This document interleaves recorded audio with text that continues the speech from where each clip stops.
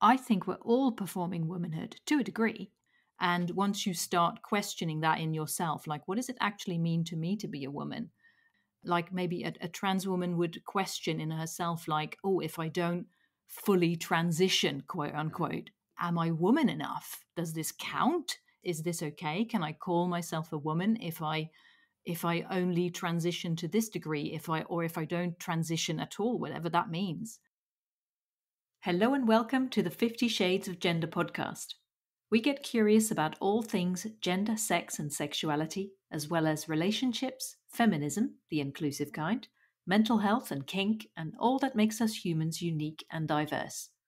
From body positivity to body dysmorphia, it's all welcome here. If you like what we do and want to support this podcast, you can become a patron on Patreon. Visit patreon.com/50 Shades of Gender, as in FIFTY. You can also buy us a coffee or make a donation. Links are on the website. Now, join us on a journey of inclusion, acceptance, and respect. I'm your host, Esther Lemons. I am a queer woman, and my pronouns are she and they. In this fourth Reflections episode, Katie interviews me as I reflect on further conversations I've had with gender diverse folks, what I've learned about gender, as well as my own journey and how I and the podcast have evolved over the 3 years since the podcast started. We also talk about the decision to take a break, trusting your intuition, intersectionality, internalized misogyny, using inclusive language, questioning everything, opening conversations rather than shutting them down, what allyship can look like, and reclaiming authenticity. It was recorded on the 20th of October 2023. I'm very excited to announce that the allyship course is now open for registration. Find out more on 50shadesofgender.com/allyship-course or navigate to the course page via the website menu and get it at the early bird price until the end of November 10th.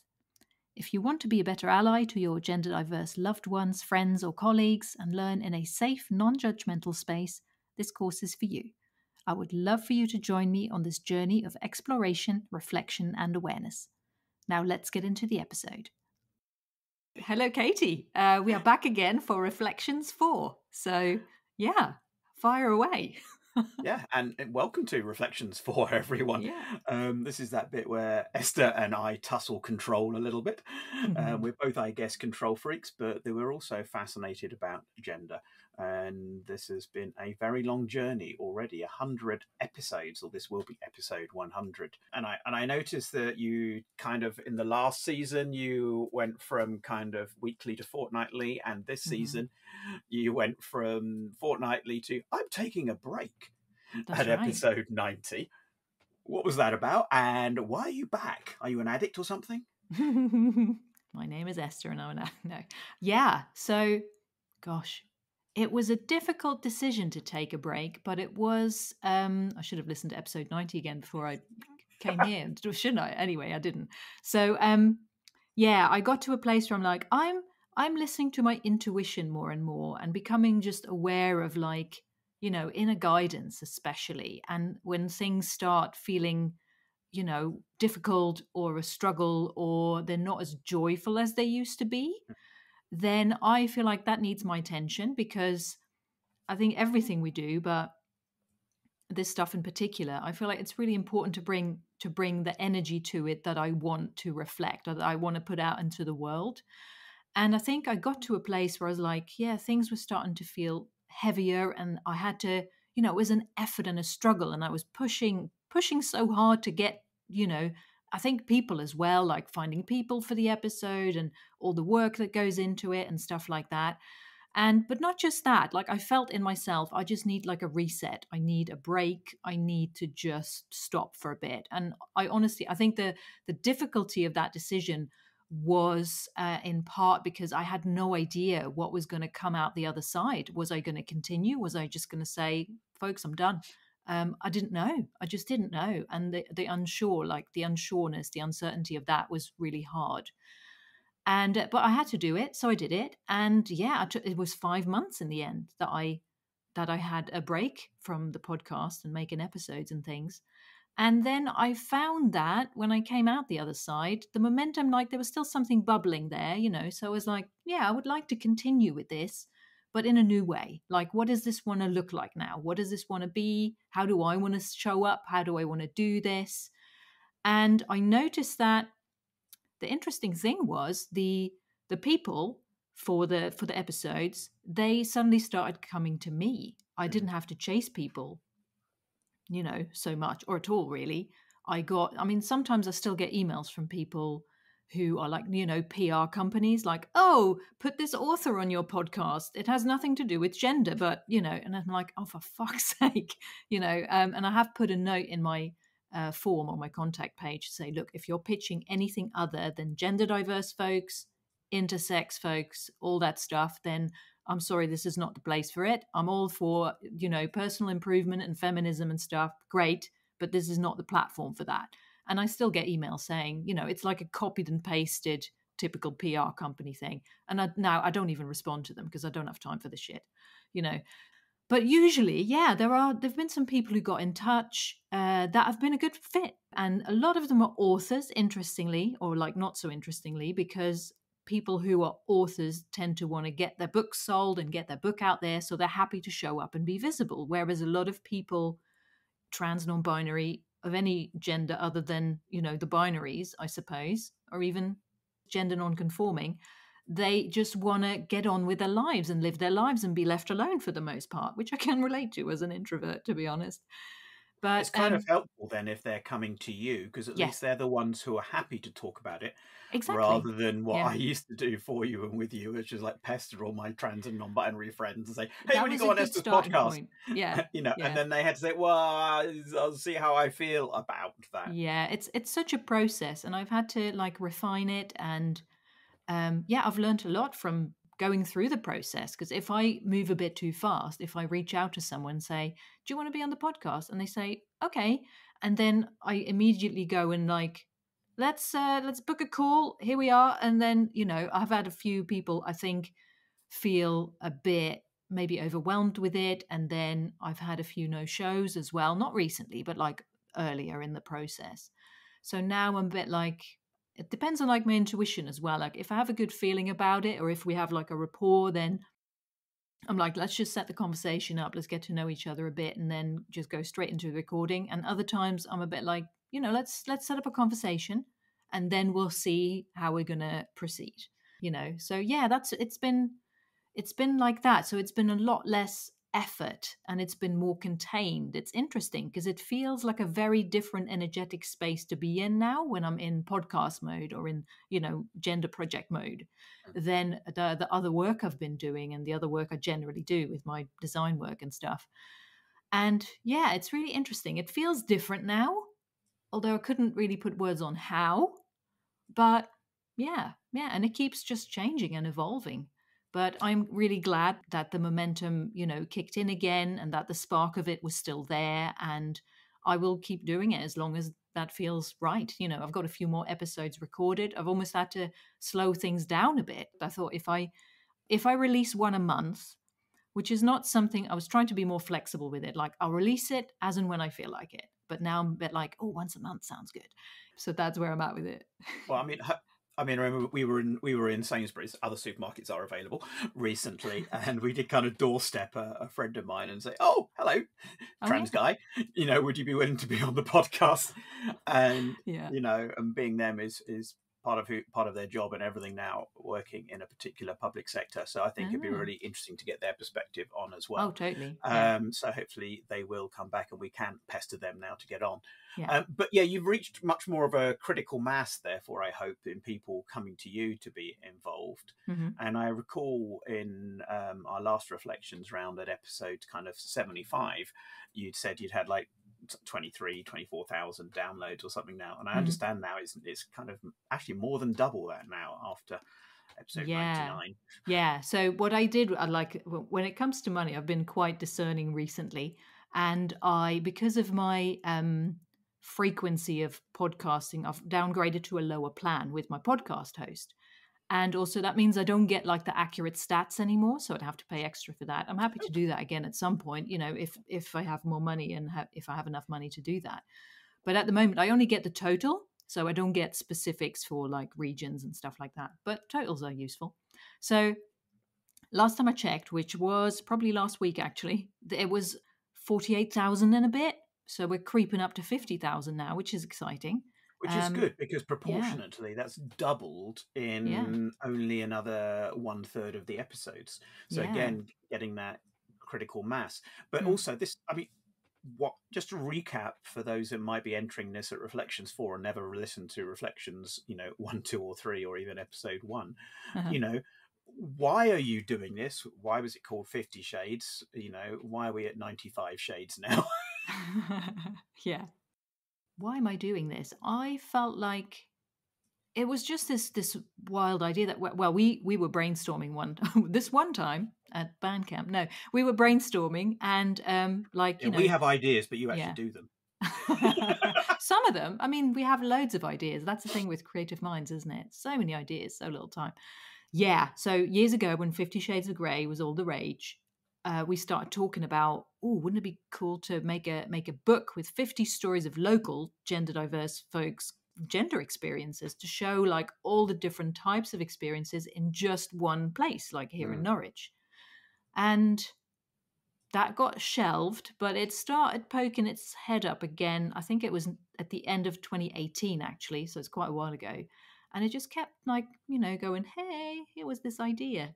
And then the more I did that, the more I thought, okay, this needs my attention now. And I couldn't even comprehend doing that. Like 50 stories, that's a lot of stories. So how do I even go about this?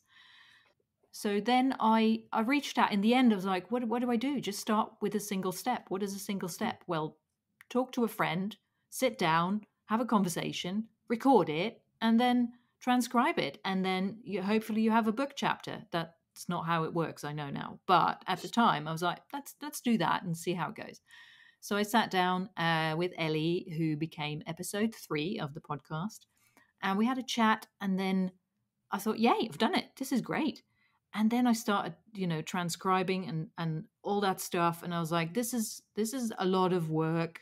And also like how do I make it into a book chapter? Because like a transcribed conversation does not equal a book chapter. That's not how it works. And then I was like, it felt overwhelming again and a lot of stuff, or like a lot of work. And then I was like, all of a sudden, I think my intuition just perked up and said, well, okay, you won't have book chapters, but you will have all these audios. Why not use the audios? So let's start a podcast. And that's how I continued with it. I actually re recorded the episode with Ellie, which turned out to be almost exactly the same length, under a minute, like with difference. That was interesting. But this time with the intention of making it a podcast episode. So that's what we did. And then I just had another conversation. I think maybe it was Fred who was second. Yeah, so I went to Ellie's place to do the recording. Fred came over to my place. Then Kit, I went to see Kit at their work. Dahlia also came here. Bonnie was here. And then at some point, I started doing these online. I think Sarah's episode was online. And I had some audio issues and we had to re-record some bits. And it was all like a big, massive learning curve. So, yeah, that's where I So you went. learned about Yeah, doing a podcast by doing a doing a podcast. podcast. And That's that's the what they whole thing say, about isn't the, it? yeah. Like, if you want to learn how to do something, do the thing and then you'll figure it out. But That's the I've same found with that gender. What so you just hard. said, you just eventually you put one foot in front of the other, Exactly. Yeah. and you learn. Yeah. Mm-hmm. But speaking of learning, I mean, what have you learned? So much. What have you We need hours learned for that. this time Yeah. around? Yeah, so this time around, I was looking at the last 25 episodes. So, well, Skin was the first one that I released. I mentioned it in episode 75 and like Reflections 3. So that was really exciting to speak to her about, her experience and her thoughts on gender and everything. And also, yeah, just to notice how I felt at the time, like showing up in a space of someone or having a conversation with someone who's just a human being, but also is famous. And I was a bit like, oh God, am I a bumbling idiot? Probably, but just also getting over that and just letting it be what it is. But yeah, so this is where it started winding down a bit. The energy started winding down a bit after, in the 80s episodes. Mhm. And then episode 90 was when I announced about taking a break. And then there was a big gap, 5-month gap. And then I came back with episode 91. And that was was that earlier this year? That's a few months ago now. It must have been earlier this year. Yeah. Yeah, so what have I learned? Lots of things. I keep learning about gender and each person's individual experience. I keep learning things about my own gender experience, the link with my neurodivergence. That's been really interesting.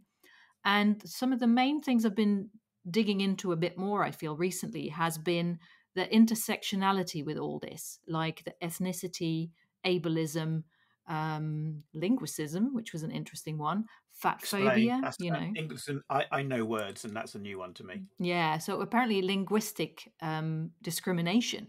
And I was reading an article, which I'll put in the show notes, about when I think it's mostly people of color who often say "arcs" rather than or "ax" rather than "ask."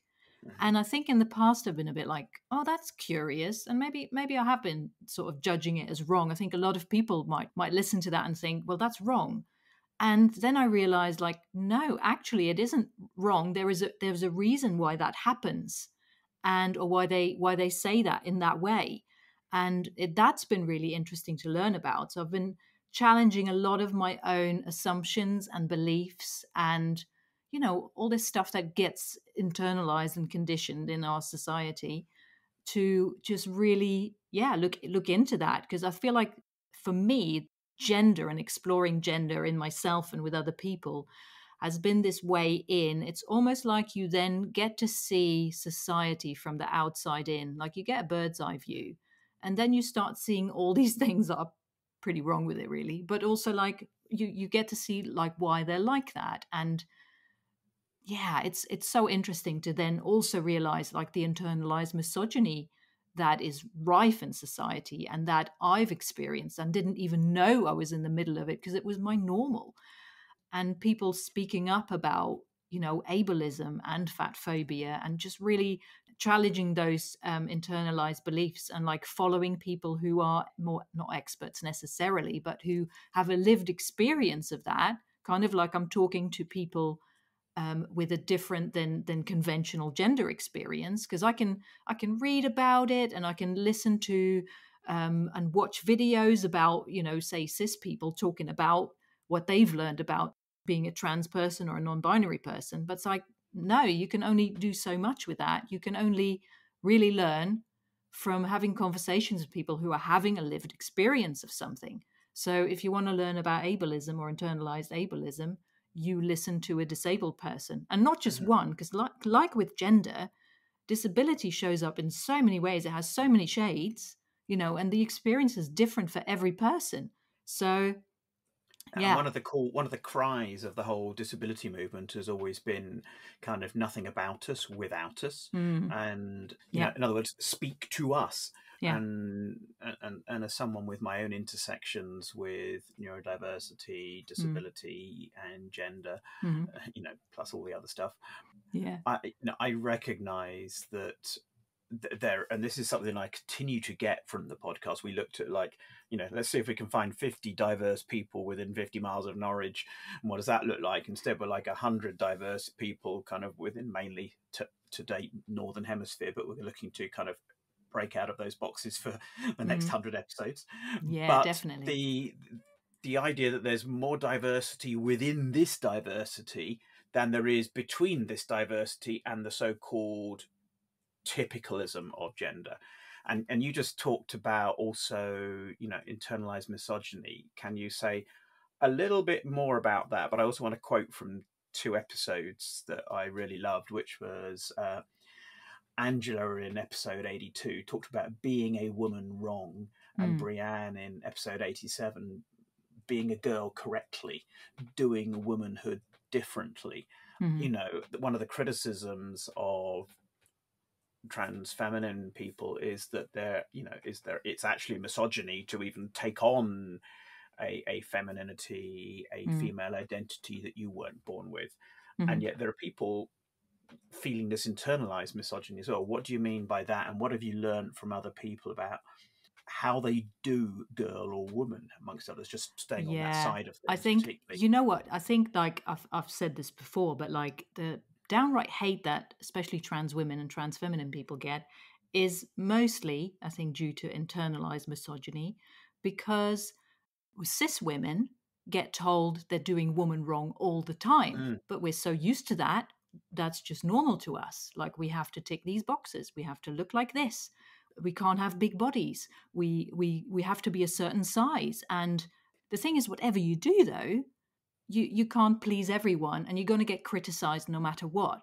So basically, someone showing up, if someone, say, is a trans woman, then they're showing up, like I used the example of Nadia from Big Brother last time in Reflections 3.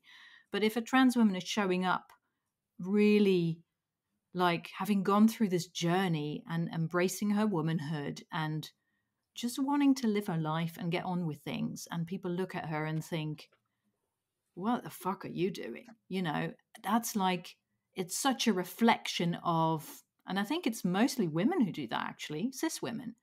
And I think that is because it triggers us in such a way that, like kind of like I said before, how dare you be a woman and feel good about yourself? How dare you, do femininity in this way and be, I don't know, be proud, feel good in yourself. If it, I'm sure if it wasn't for all the transphobia around, then that would be more of a thing. But like, when I've spoken to trans women in particular, they are like just living their best life. If you take all the issues and the societal stuff out of it, in themselves, they know who they are, Mm. and they're owning it. And I think that triggers us, cis women. It triggers cis women especially. So I think we're all performing womanhood to a degree. And once you start questioning that in yourself, like, what does it actually mean to me to be a woman? Like, maybe a trans woman would question in herself, like, oh, if I don't fully transition, quote Mm. unquote, am I woman enough? Does this Mm. count? Is this okay? Can I call myself a woman if I only transition to this degree, if I don't transition at all, whatever that means?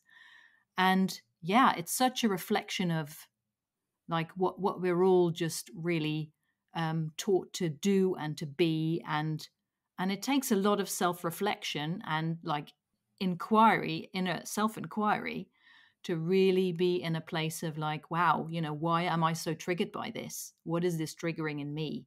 And then you realize just how all that misogyny has shown up in your life. And I think the anger is misguided anger, like the hate towards other people. It's just misguided anger, because what we're angry with is the system. We're angry with patriarchy and white supremacy, and it's like internalized as well. We get angry with ourselves, like, how could I? I know I've gone through this myself. Like, how could I let this happen? How did I play this game? Mm. I've been lied to. I've been misled. I've been doing my life for, like, for me, in my case, like, I've been doing my life for half a century playing this fucking game, and I am pissed off, you know. Mm. And I think that can just be directed in the wrong way. And it Is that takes a lot to address that. internally in your body, in your head, or in society? Because it was Brienne in episode 87 who said a line which I loved, and I thought, and it certainly resonated with you, and you responded to it in her episode. Yeah. And you said, "Do I want to participate in gender?" Yeah, it's like, I'll seriously, I will just, can I opt out somewhere? It's like, yeah, I was assigned female at birth, and all this stuff was just like, okay, this is how we're doing things. And I'm like, I did not consent to this. No one asked me, so I dissent. Thank you very much. No thanks. You can shove it. um, and it is such a journey, though, isn't it? Because, like, my neurodivergence, I feel like, plays a part in this. And the more I think about it, I remember speaking to Cassian, and they said, oh, if I look inside myself for a gender, I can't find any. Mm. And they asked me, like, what do you find in yourself when you look for a gender inside you? And I was like, I can't find anything either. And they said, Mm. well, still, and you're going with women, and they are agender. And then I was like, whoa, that kind of blew my mind a little bit. And I think it's really, a lot of that is linked with neurodivergence for me and for a lot of other people as well, I believe. And then I came across terms like autigender, where, Mm. like, autism and gender are, like, closely linked, or, like, inextricably linked. I've also come across a term called neuroqueer, which I really Mm. quite like.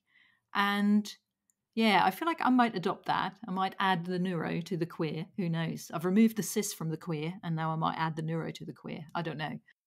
Let me ask you and see Mm. if you can unpack that a little bit. I Mm. mean, I'm aware of those terms. I do not know how to define them. I Yeah. actually think almost by the time we've done 100 episodes, or you've done 100 episodes, the more we learn about all the labels and terms is that anything we thought was a definition in the first 10 or 15 episodes ceases to be a definition by episode 100, because Mm. you've now had 5 more people talk about it, and every one Yeah. of them talks differently about their own label, which is why it's Totally. That's why always it's so hard to make a important. glossary. And it's really Yeah. important, therefore, as an ally, when someone says, "Hey, I'm neuroqueer. Hey, I'm asexual. Hey, I'm, Mm. ambigender," whatever it might be, to say that's really great. And instead of like pretending you don't know, or even thinking you do know, the best Mm. response is, "And so, what does that mean for you? And what do you mean by that?" That has been Exactly. my single biggest takeaway in Yeah. allyship for anyone, Mm. even for people within the movement, to ask, "That's great. What do you mean by that? And what do you understand by that? And what do you want me to do with it?"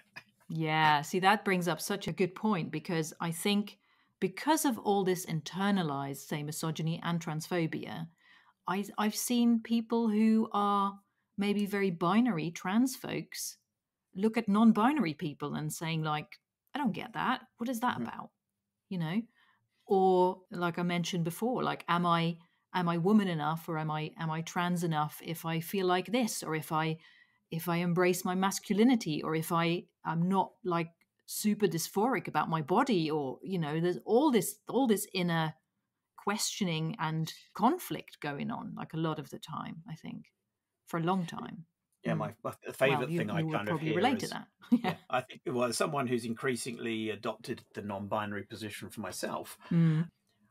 and as I say, I've already kind of bagged episode 116 for myself, which gives me the gap of 100 episodes before I get to episode 16 again, Right. and to kind of discuss my own evolution within that. But the thing I hear most from critics, both as you just described, some binary, say, trans folk, Hmm. but equally the trans critical folk as well, critical of all trans, Mm. is that non-binary is not a thing, Mm. and equally isn't everybody non-binary. And to an extent, I Mm. agree, everyone's got a bit of non-binary in them in that sense. Mm. But there are people, I would say, being non-binary is are people who say, look, I cannot participate in this thing called gender, Mm. unless I get to define it for myself. And the way I define it, and this is again when you ask someone who says, oh, non-binary. So again, what do you mean by that? Do you mean like you're half and half? Do you mean like you're a third type of gender? Do you mean you've opted out of gender? Mm. Do again, it's one of the, even more than trans, I think non-binary is one of those ones you have to say, what do you mean by that?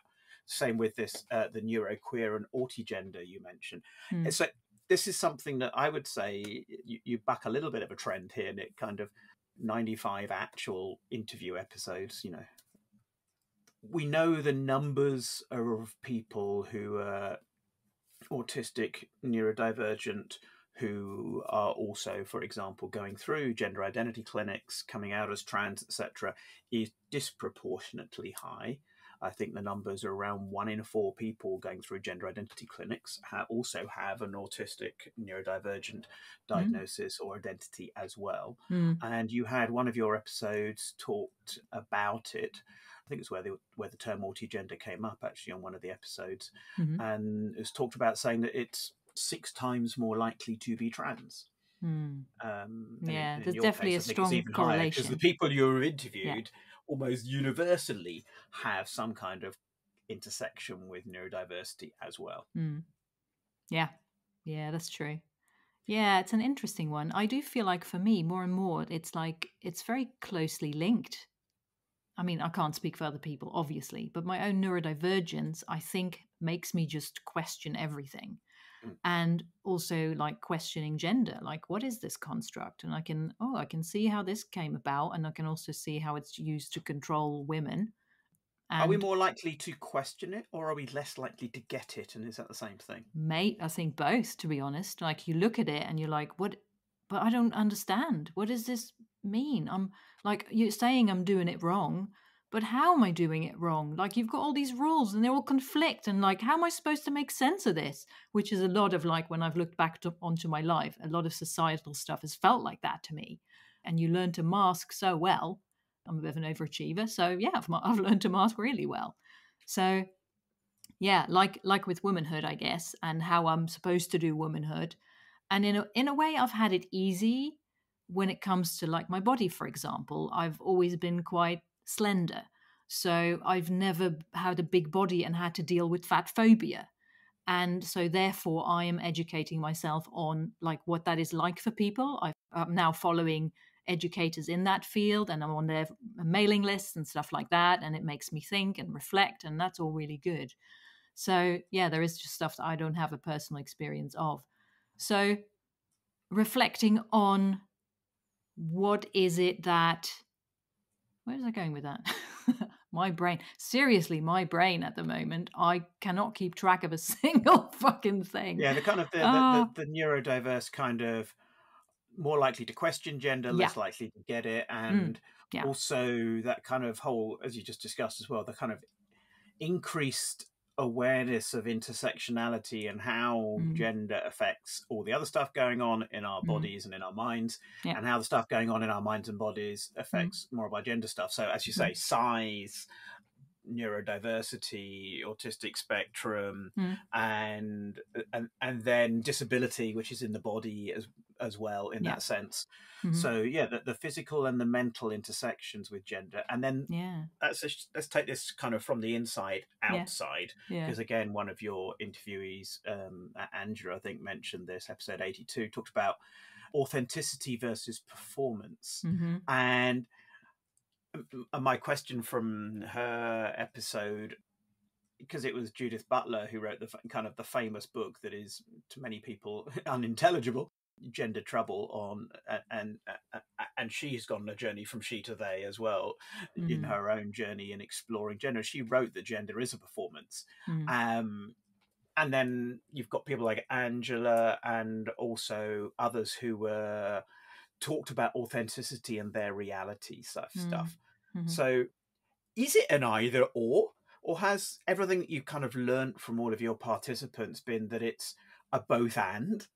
You know, you are authentic, but you're also performing. Mm. Does that There make any is sense? there is always, I think, a level of performance, and I think that is just so ingrained in our Or society. We can't performative? There's help no that. Yeah, distinction, but we we can't have help to get that it. because that is what every human is doing, especially in Western cultures. Like Western cultures, it's another thing. My brain is like, we live on a globe. What is Western anyway? So yeah. Um, saying what was it? Oh, my brain. The authenticity versus performance, or Authenticity versus even performance. Yeah. kind of performative, and who are Yeah, we obliged to performative. perform Yeah. for? I think where we are at, like I think at a certain time, I think for me especially, at a certain time I realized how much of my life I was performing Huh. and like not being authentic. And I think that's really difficult, and it comes with a lot of emotions, including grief. And in the end, I think you just have to accept that. You have to find a level of peace with it. Otherwise, you just spend your time being angry. And I do often feel angry, and I still do get that anger. But also like, okay, this is life. This is life. This is the world we live in. I keep reminding myself, this is the time we live in. So yeah, I think our journey as we age, I think especially, I think gender is one angle of that, or one facet of that, is to just reclaim more authenticity for ourselves. Like, am I living someone else's life? Am I living the life that other people want me to live? What makes me happy? What do I need? What do I want? What makes me tick? What lights me up? And do more of that. You know, I feel like that's this real quest for authenticity in ways. I know it's a bit of a buzzword these days, but it's true. Yeah. And that need not be static. No, it's very fluid, I think. Not for some people, but I think for me it is. Totally. Yeah. Yeah. And it's this is one of the things as well. I mean, that's why I want to do another episode, like 100 episodes after my first episode, because I know by then that will probably be like 5 years after my first episode, sort of thing. Gosh, yeah. Wow. Yeah.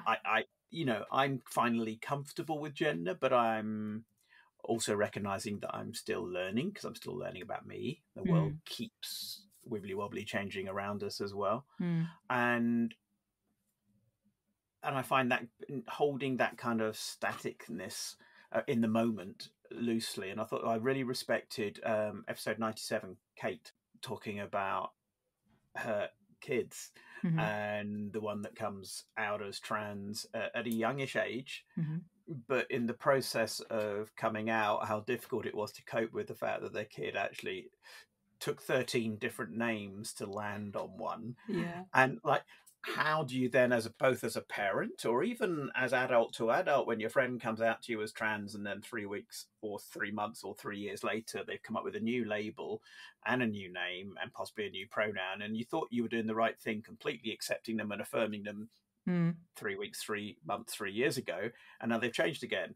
Yeah, that's tricky. Affirming and accepting Yeah. someone's in the moment authenticity, but also recognizing that isn't change. static even then. Yeah. Because it's a journey, and our relationship to the world, our relationship to our bodies, our relationship to our hormones, our relationship to our aging, continues. Hello, menopause. Yeah. I know, right?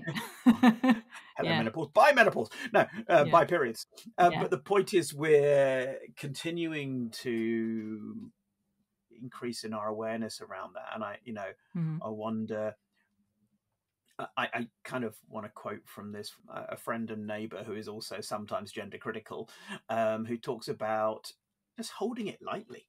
And yeah, I think that's good advice, actually, for sure. And yeah, it's like all these things that, going back to the internalized misogyny, I suppose, things like menopause. It's a normal process of life.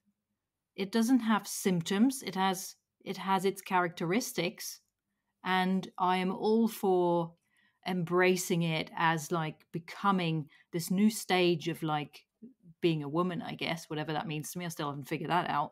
But like going into this menopause journey, no one fucking prepares you for that, because I feel like we lack, as women, we lack community and connection in such a way that I think in the past we had elders who guided us through this stage of life, who set an example, who we could respect and honor. We don't have that now. We need to really find it. It is out there. Those people are out there, but they're a bit few and far between, or we don't know, we don't know they exist. So you kind of have to find those people and embrace becoming that person yourself. And I feel like I definitely want to embrace that about me. Like, I'm not past it. I'm not dried up. I'm not any of those things. Fuck no. And also, it does come with its challenges. It can really suck, and that is also a reality. And I feel like it's about integrating and embracing all that. It's not about, oh, this is wrong, we need to fix this. It's more about, if someone wants to go on hormone therapy, that would be the best choice for them. Great. So if you're on the side of hormone therapy, for example, you might look at people who don't do that and be like, what are you doing? You should just take hormones. You could just do this thing. And all your symptoms would go, not all your symptoms would go away, but they would probably be eased a lot. But for me, I'm like, okay, that's an option. And I'm holding that lightly, and I'm looking at that thinking it's an option, but that's not where I want to go right now.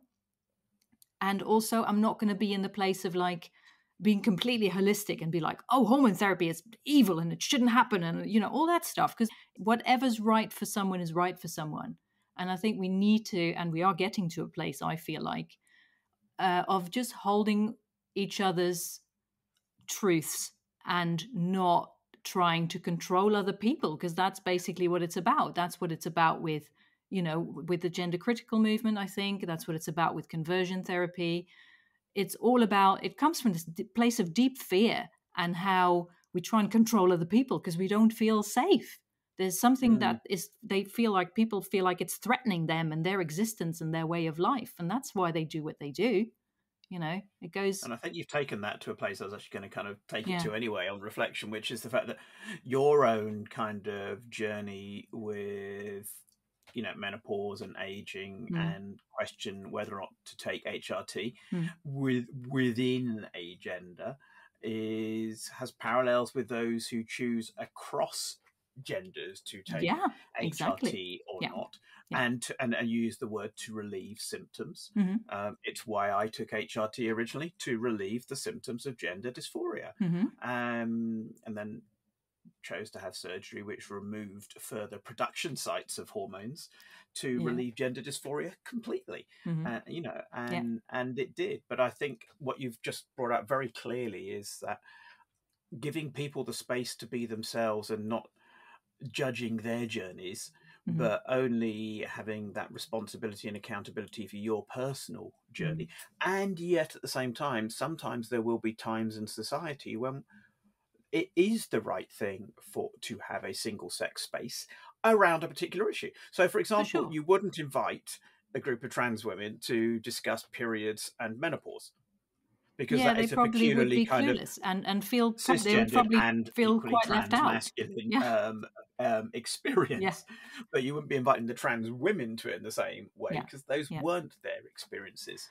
And That's a good point, recognizing that, actually. yeah, Yeah, like recognizing that we have some inclusivity. things in common and not Yeah. others, and sometimes they're sex based and sometimes they're gender based. Yeah, yeah. And I think in a way what I've been learning about recently as well is about and in queer spaces, people talking about queer menopause, Mm. because it's not just women who go through menopause. Kind of like the episode I was going to say episode number, but I don't know the number.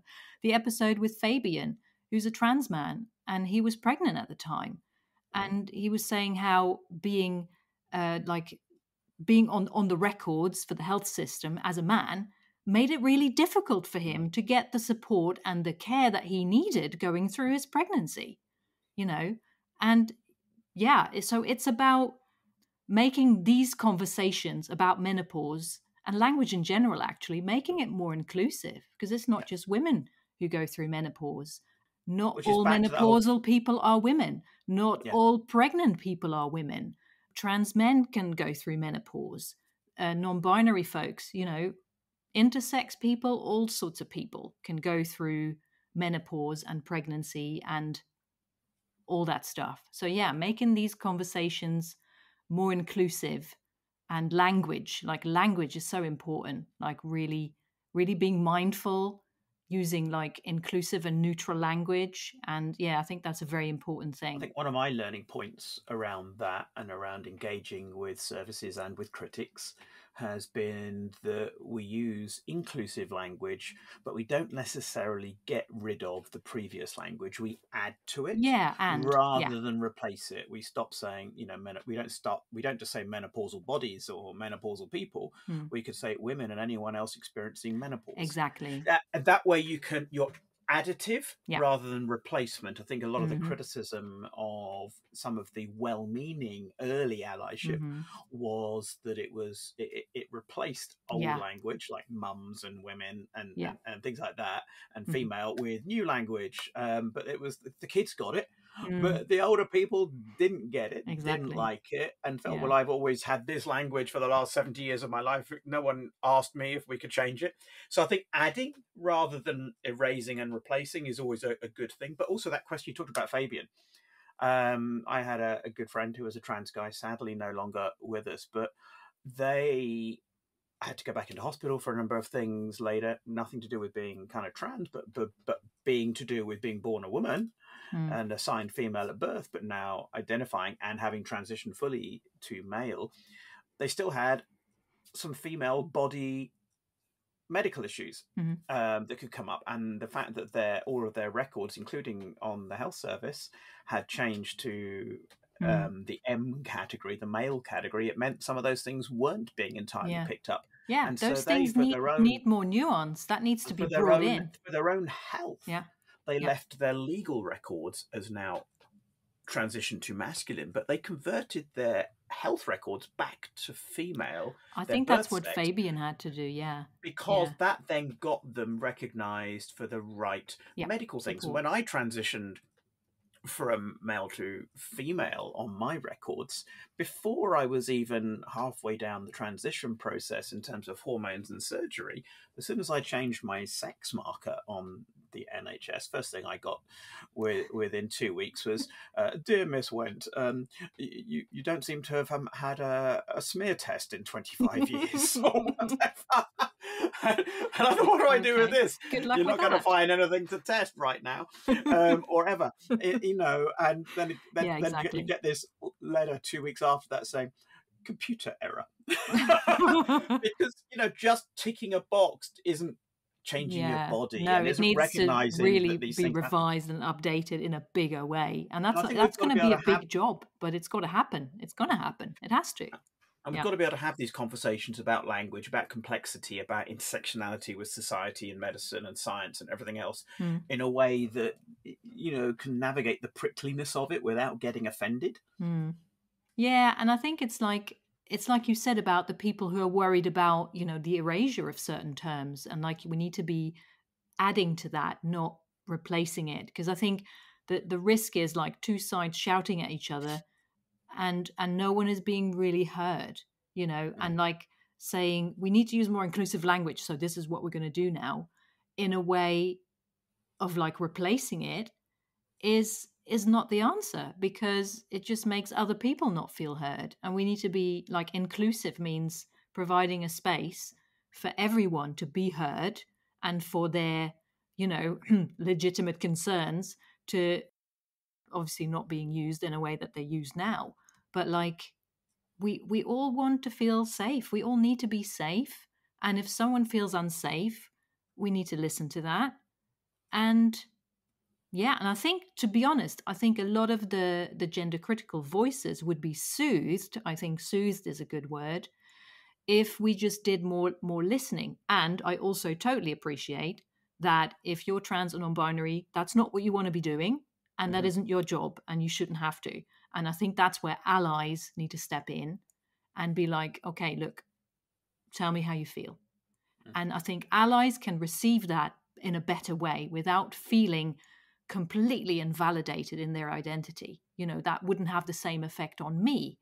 If someone were to want to have that conversation with me, I would be open to that. I wouldn't be open to someone who was just spewing their hate. I'm like, no, I don't have time for that. No. But if someone says to me, look, I feel uncomfortable and I feel confused and I feel like my whole sense of identity is threatened because of this, and I feel, I don't know, all sorts of things, then I would potentially be happy to have a conversation. And I would be especially happy to have that conversation if it means that one of my friends who's trans or non-binary, or in any way, other way, gender non-conforming, does not need to have that conversation and does not have to feel all the feelings that they feel. I don't have that experience, so I can't really 100% relate to that. But like, your whole existence is challenged by all this rhetoric. And so yeah, if I can save one person from needing to have this conversation, or needing to defend themselves, or being yelled at, or verbally abused, or whatever, then I will happily step up and do that. But I also know I have to be boundaried around that. And I can't do the whole going into the spaces that you go in and having conversations with people, as you often do with your with your TV appearances and things. So I have to be very clear about what is my lane, how do I show up, how can I be showing up and provide what I need to provide for the community that I'm wanting to support, without being drained, or like, I have to navigate and manage Mm-hmm. my energy in all this. It's about consent, isn't it? Yeah. It's about, you consent to discuss what you discuss. Trans people consent to Yeah. discuss what they choose to consent. When you get attacked or challenged, or even Mm. just engaged with without the consent, you've got to choose, Yeah. how you're going to engage. And I think one thing I like about the podcast is that people choose to engage with you. Mm-hmm. You're a safe host Mm-hmm. that they can engage with. Then people who might be, I don't want to use the word less safe, but not as safe in some way, who might want to engage, and actually I would recommend need to engage with trans voices, they can do so in a passive way, not a combative way. Mm. And they can listen to now 95 different trans voices. They can see that trans aren't. I mean, the best thing I think about this whole podcast is that trans aren't a stereotype, Mm-hmm. because no one of those 95 people you've interviewed is like the other one of the 95 people. This is the thing I think that I've loved most about this project, has been proving the diversity within the diversity. One of the biggest criticisms of trans folk is they are, back to the word performance again, they're performing a stereotype. The two biggest criticisms I get when I go on TV is, anytime I would do, actually I used to get the criticism from other trans people in my early days as trans as well. Katie, you're letting the side down, you're not making an effort. I said, what does an effort look like? They said, well, try some lippy, go to voice therapy, do the femininity thing as it's expected of you, right? So, and ironically, if I was to do those things, most gender critical women would criticize me for performing a stereotype of 1950s femininity. When I don't do those things, and I definitely don't do those things, it's the male allies of gender criticism who attack me for not looking feminine enough. And it's actually the men who are reinforcing the patriarchal stereotypes of gender.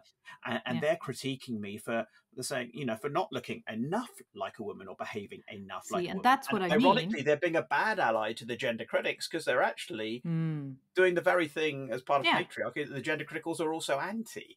Yeah, it's like this misguided anger. It's like, look, this person is reflecting something that is happening in society, and it's affecting you as well. Yeah. You're affected by the allies system. On the kind of the opting out of this gender that we didn't consent to stuff. Exactly. And so I guess one of the, how we engage in this space, and I think it wasn't, your episodes from, number 1 to kind of 100 started out, I would guess, a little bit more safely and have broadened out into both, breadth and risk.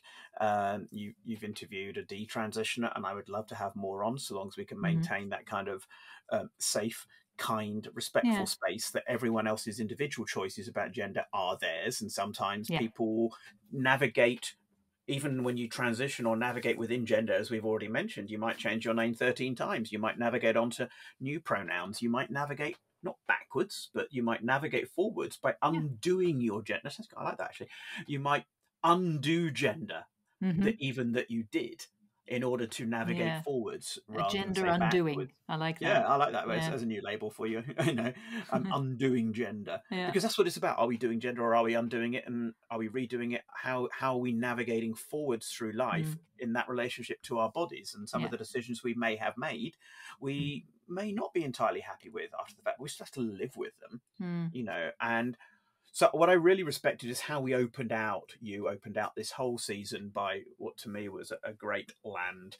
You got episode 76, wasn't it? You got Skin of Skunk Anansi, who I kind of grew up with musically as well in the 80s and 90s. And the little bit that you used in the trail before you do your intro, like the outtake stuff that you drop in just to get people, listening, just like with any song, which is appropriate with Skin. If you don't get caught within the first 3 or 5 seconds of a song, you don't listen to the rest of it.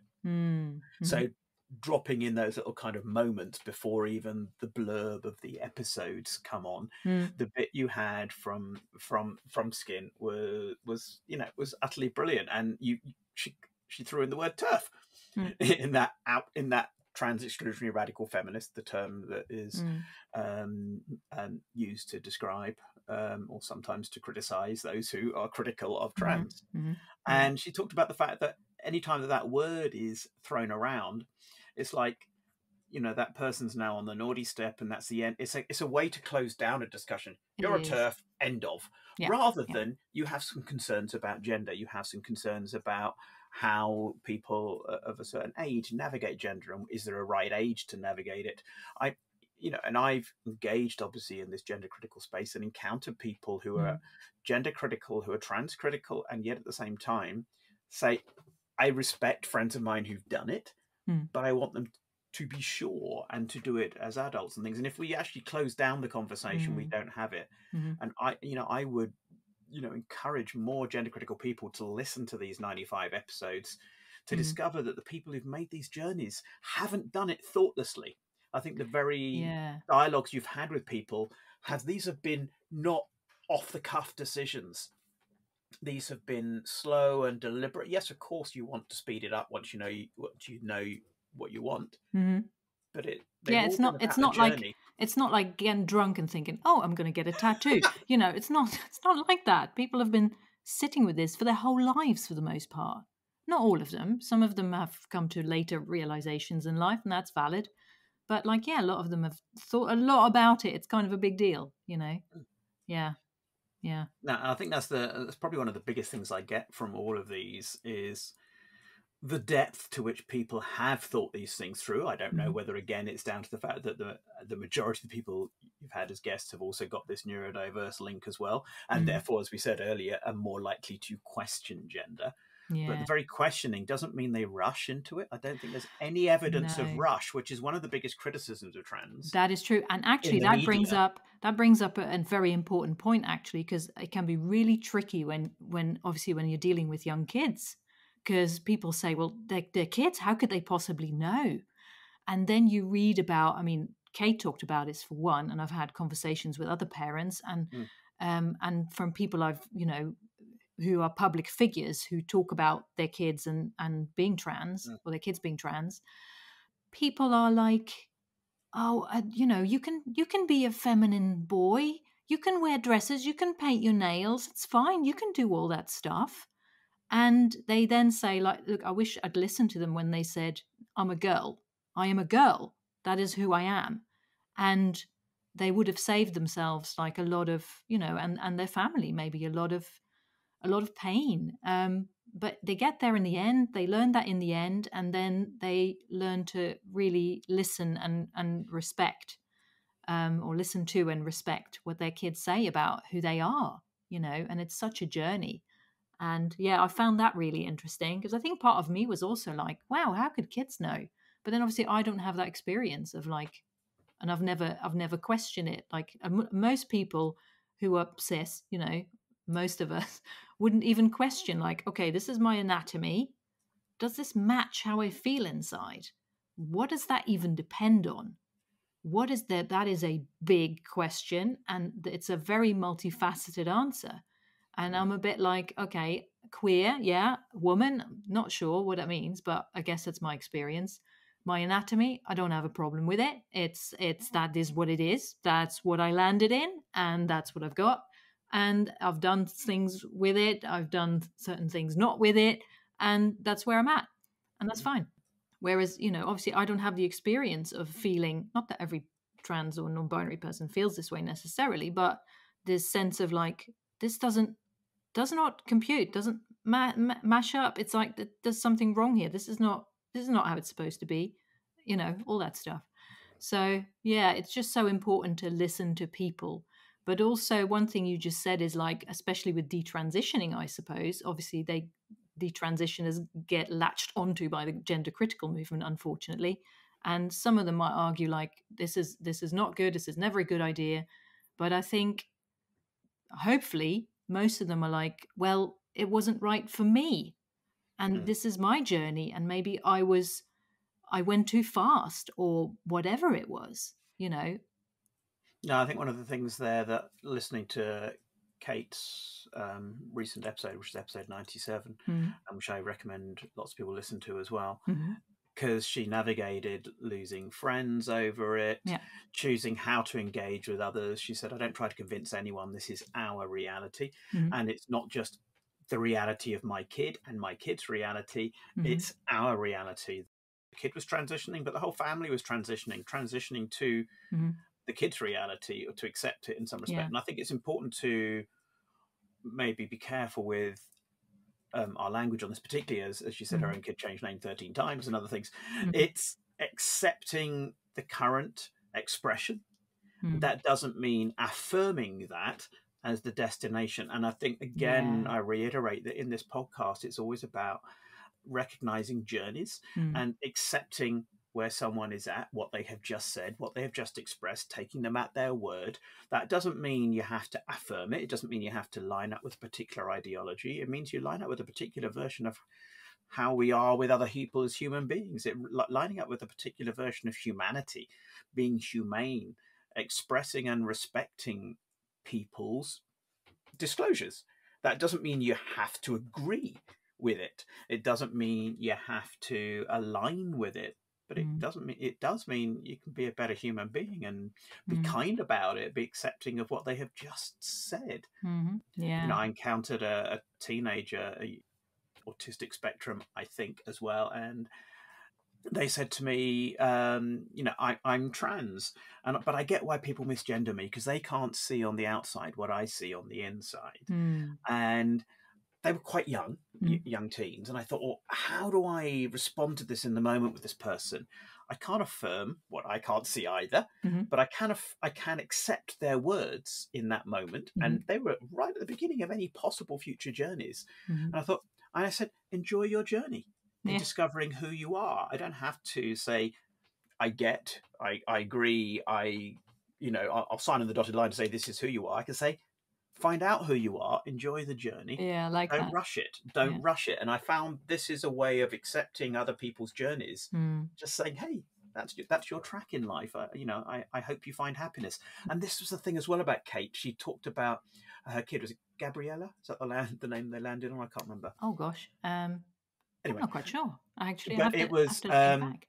because I think she said in the book she used multiple different names as part of the kid's own journey as well, because that was the name or where it was so at when they were she talking about it. refers to her daughter as the name that she gave her daughter at birth, but also it was a pseudonym, so it wasn't her actual name before, because that would be too. I got a sense that would be too, harsh to all that stuff.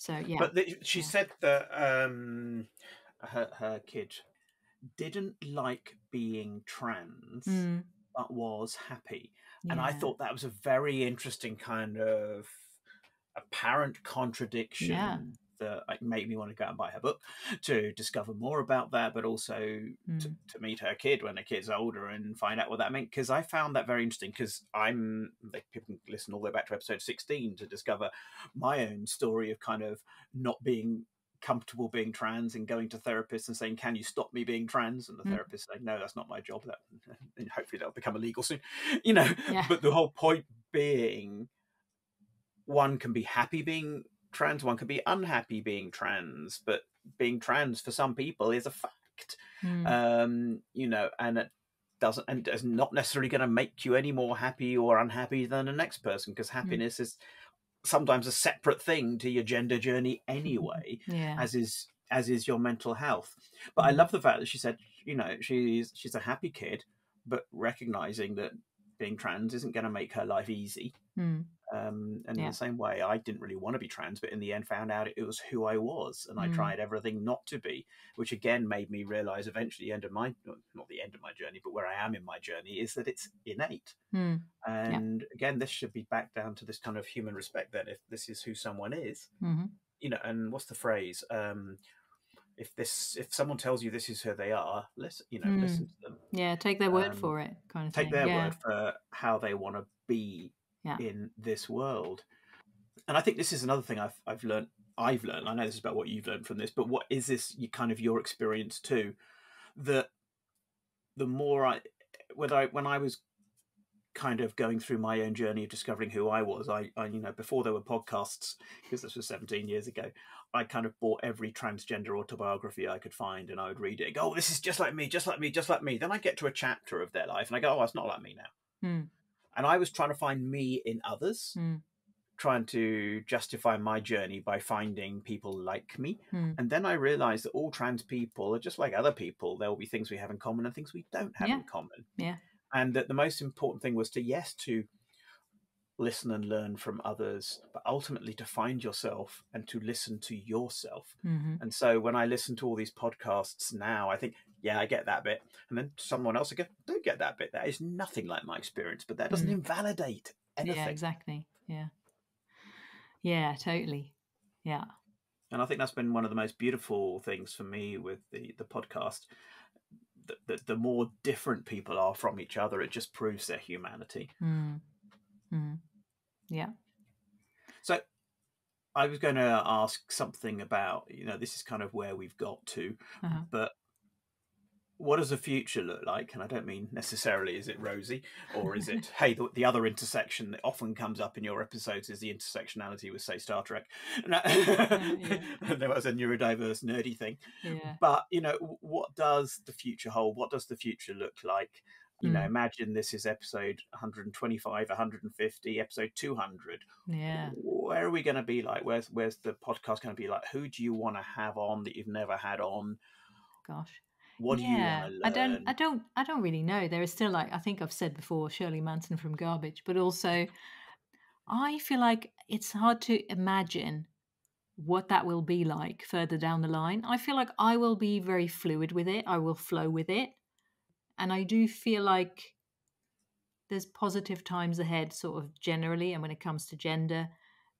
And also, I have that distance, because I'm not going through the experience that a Mm. lot of my friends are going through at the moment. So I see it as hopeful. I'm a hopeful person. So that is definitely something I see. And that's a vision that I want to hold because I think that is important. And the space that I'm occupying here and the container and the platform that I've got, that's what that is about. And that's why I've actually decided to finally, I've been threatening to do this for ages, but I'm actually going to do it next week. And by the time this episode airs, it will be today that the allyship course will be live. The early bird is finally going to be live. And yeah, as I said, I've been threatening to do this for ages. And I think I've been in a place of like, is this okay? Am I speaking out of turn? Is this, do I know enough? Who am I to do this? There's been a lot of doubts and stuff like that I've been navigating. But yeah, I think it's kind of like the reason being what I just said about if I can do something to help make the life easier, make life easier for trans, non-binary, and other gender non-conforming folks, and intersex people, and asexual people, and other LGBTQ people, then yeah, I'm up for it. So because I've definitely had struggles with visibility and showing up, but by hiding, by sitting on this, I'm not serving anyone. So I need to do it. And also I feel like part of me is looking back now thinking, why did I started doing this like 2 years ago, even before that? Why did I wait so long? But I've realized it's not so much about waiting, it's more about I had to navigate my own journey. Like if you want to get to a certain destination, then you have to look at the map and say, actually, I now Mm. have to navigate these waters first before I can go that way. So that's kind of what I had to do. And I trust intuition and I trust timing. So here we are. I still feel completely out of my depth at times, but also I'm like, well, I'm just going to show up anyway. So, yep, that's happening. So the early bird will be open. Ta da!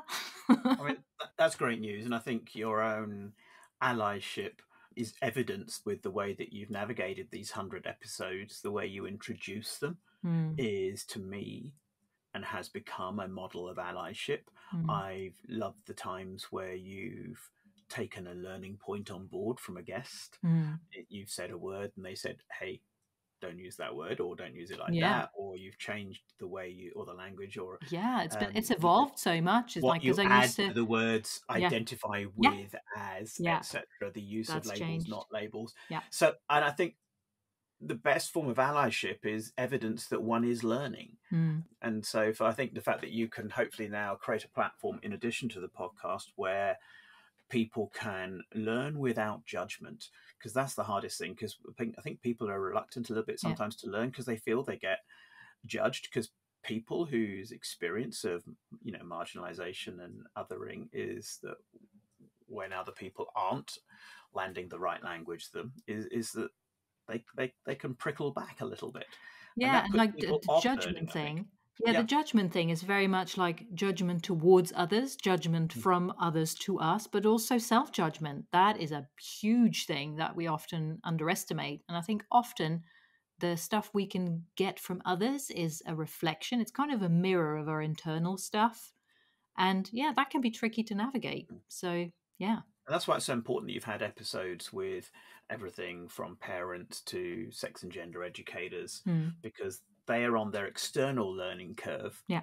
and the trans and gender transitioning and gender non-binary interviewees are on their internal learning Yeah, and journey. that's You're it's interviewing exactly two like that types. with allyship, because I will definitely provide some information about, look, this is what you need to know first. Sex and gender and sexuality, they're different things, and here's Mm, how.